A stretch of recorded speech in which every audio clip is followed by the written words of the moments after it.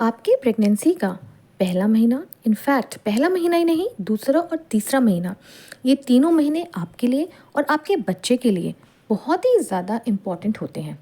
देखिए, आपके अंदर आपको बहुत ज़्यादा वीकनेस, कमज़ोरी, थकान और लगेगा बीमार बीमार हो रहे हैं, ऐसा फील हो सकता है। और जो बच्चा है, इसमें जो 40% अबॉर्शंस होते हैं वो पहले 3 महीने में ही पाए गए हैं। तो इन शुरू के स्पेशली 3 महीने में आपको अपना बहुत ज़्यादा ध्यान रखना है। इस वीडियो में हम देखेंगे क्या लक्षण होते हैं, क्या आपको करना चाहिए, क्या आपको नहीं करना चाहिए, क्या आपको खाने में लेना है और क्या आपको मेडिसिन में लेना है। तो एक्चुअली आपका जो पहला महीना है वो स्टार्ट कब होता है? देखिए, जब आप प्रेगनेंसी टेस्ट करते हैं और वो पॉजिटिव आता है तो आपको लगता है अभी प्रेगनेंसी स्टार्ट हुई है, लेकिन डॉक्टर्स के अकॉर्डिंग उस टाइम पे आपका 1 महीना पूरा हो चुका है। आप जब भी हमारे पास आते हैं हम आपसे पूछते हैं आपका लास्ट पीरियड कब हुआ था, LMP, और उस LMP से ही हम आपकी डिलीवरी की डेट निकालते हैं। तो जब आपका UPT पॉजिटिव आया है उस टाइम पे आपको 1 महीना ऑलरेडी हो चुका है। देखिए, शुरू के 3 महीने के सिम्टम्स जो होते हैं वो करीब करीब एक से होते हैं और जिनमें होते हैं वो थोड़े परेशान रहते हैं, लेकिन घबराने की बात नहीं है। 3 साढ़े 3 महीने के बाद ये अपने आप कम हो जाते हैं या बिल्कुल ठीक हो जाते हैं। ये एक हार्मोन होता है प्रोजेस्टेरॉन, वो बढ़ने की वजह से आपके अंदर सारे ज़्यादातर सिम्टम्स आते हैं। सबसे पहला देखिए इम्प्लांटेशन पेन और या फिर ब्लीडिंग। जब आपका बच्चा बनता है ये ऊपर फेलोपियन ट्यूब में बनता है, नलों में बनता है, वहाँ से वो नीचे आता है जिसमें उसको करीब 6 दिन लग जाते हैं। तो 14वें दिन आपका अगर आपकी 28 दिन की साइकिल है, 14वें दिन ओव्यूलेशन होता है और उसके बाद वो 6 दिन लेता है नीचे आने के, यानी कि करीब 20वें दिन तक वो आके आपका लगता है। तो 20वें दिन आपको हल्का धब्बा और हल्का दर्द हो सकता है। अगर आप बॉडी टेम्परेचर अपना डेली नाप रहे हैं तो हो सकता है आपका बॉडी टेम्परेचर 0.5 या 1 डिग्री आपका बढ़ा हुआ है। कभी कभी आपको बहुत ज़्यादा थकान होती है, काम करने का बिल्कुल दिल नहीं चाहता, आपको सिर में दर्द हो सकता है, आपको चक्कर आ सकते हैं और कितने पेशेंट कमर में दर्द बताते हैं। मूड स्विंग्स बहुत कॉमन है। कभी आपको बहुत सब कुछ बहुत अच्छा लगेगा, आप सोचेंगे मैं बिल्कुल ठीक हूँ, घर के सारे काम कर लेती हूँ, और कभी कभी आपका मन करेगा नहीं, मैं बहुत थक रही हूँ और मुझे आराम करना है। जिन जिन का पहला बच्चा होता है उनको पेड़ों में नीचे की तरफ हल्का सा जो है दर्द महसूस हो सकता है, जैसे कि पीरियड्स वाला होता है। कुछ पेशेंट में हार्ट बर्न होता है, यानी कि उनको शुरू से ही बताते हैं कि हमको जलन बहुत ज़्यादा हो रही है, कोई भी चीज़ खा रहे हैं तो ऐसा लग रहा है आग से हो रही है। ब्लोटिंग यानी कि पेट चढ़ना, गैस बनना, ये बहुत कॉमन सिम्टम है और पेशेंट को बहुत ज़्यादा परेशान करता है। आप चाहे हल्का खाएं चाहे कैसे खाएं, शाम तक आपको लगता है आपका पेट बिल्कुल फुटबॉल की तरह हो गया है, जो आपने कपड़े पहने बिल्कुल टाइट हो गए हैं। ये बहुत नॉर्मल है। नोजिया, वॉमिटिंग, यानी कि आपका दिल करता है, आपको उल्टी आने का मन करता है, आपको उल्टी आती भी है। ज़्यादातर सुबह के टाइम पे ये ज़्यादा रहता है, लेकिन दिन भर भी रह सकता है। कुछ खाने ऐसे होते हैं जो आप बिल्कुल देखना नहीं चाहते उनकी तरफ, ऐसे होने लग जाता है। हर खाने में आपको स्मेल सी आती है, यहाँ तक पॉपकॉर्न भी आप लेंगे उसमें भी आपको एक स्मेल सी आएगी, आप कहेंगे नहीं मुझे नहीं खाना। किसी किसी पेशेंट की क्रेविंग्स बढ़ जाती हैं, उनका मन करता है कि हम अच्छी अच्छी तरीके की चीज़ें खाएं। आप खाइए, उसमें कोई नुकसान नहीं है, आगे बताएंगे क्या क्या नुकसान देता है। कॉन्स्टिपेशन, ये बहुत कॉमन प्रॉब्लम है और ये खतरनाक भी है। अगर आपको पॉटी टाइट हो रही है या पॉटी नहीं हो रही है, आपको वॉशरूम में बहुत देर बैठना पड़ रहा है, तो ये आपके यूट्रस में प्रेशर डालती है, बच्चे को इससे दिक्कत हो सकती है।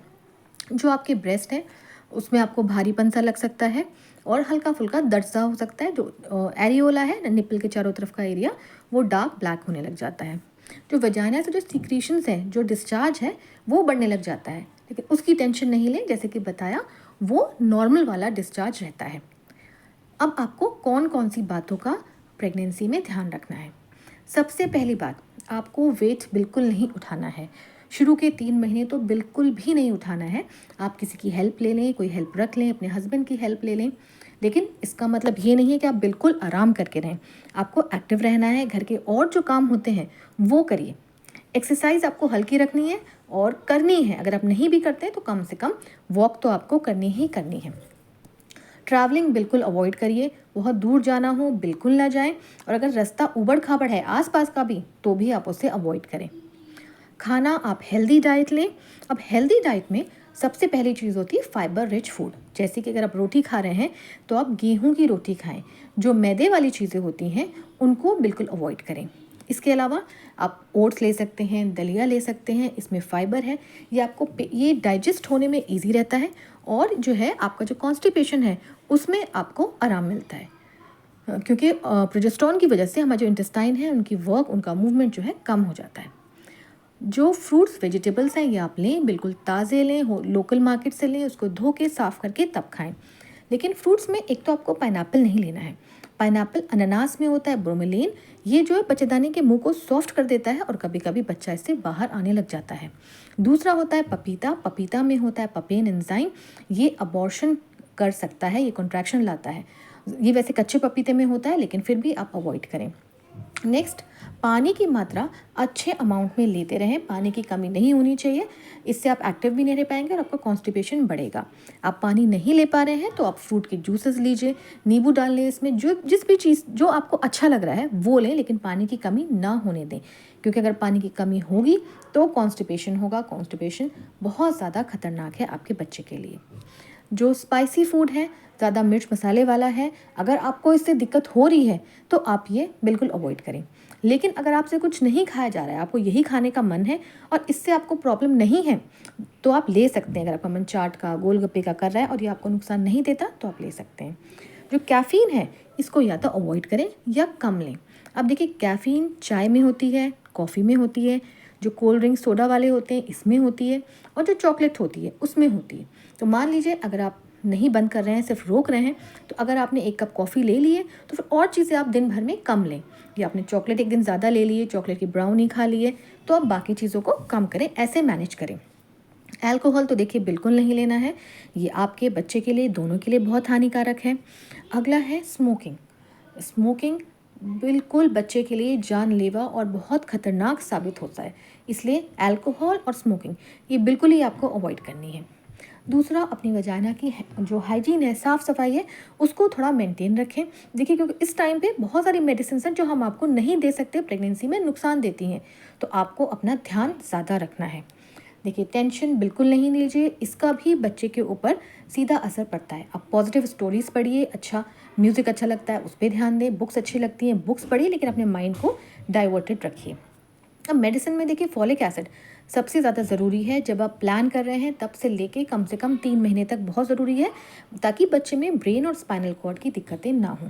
इसके अलावा अगर आप में कोई दिक्कत है या आपका पहले अबॉर्शन की हिस्ट्री रही है तो आपको डॉक्टर और भी मेडिसिन एक्स्ट्रा प्रेस्क्राइब करेंगे, वो आप लेते रहिए, या फिर प्रिकॉशन के तौर पे आपको दूसरी मेडिसिन डॉक्टर देंगे, वो आप लेते रहिए।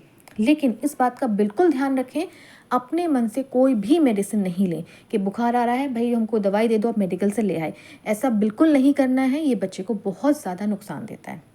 देखिए, ब्लड की इन्वेस्टिगेशन अगर आपके डॉक्टर आपसे कह रहे हैं तो आप बिल्कुल करवाइए, क्योंकि कुछ टेस्ट होते हैं जो अगर शुरू में पता चल जाए, जैसे मान लीजिए आपका थायराइड बढ़ा है और कोई प्रॉब्लम है, तो शुरू से ही उसका ट्रीटमेंट लेके चला जाता है।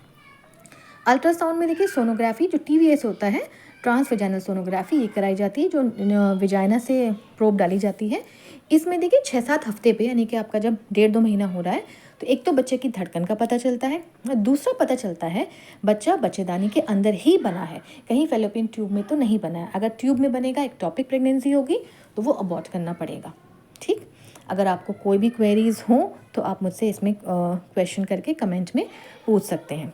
जिसको भी इस वीडियो की ज़रूरत हो उस तक पहुँचाएँ। मेरी तरफ से ऑल द बेस्ट, अपना ध्यान रखें, और अगर आपको वीडियो अच्छी लगी है तो लाइक करें, शेयर करें और चैनल को सब्सक्राइब ज़रूर करें। Thank you.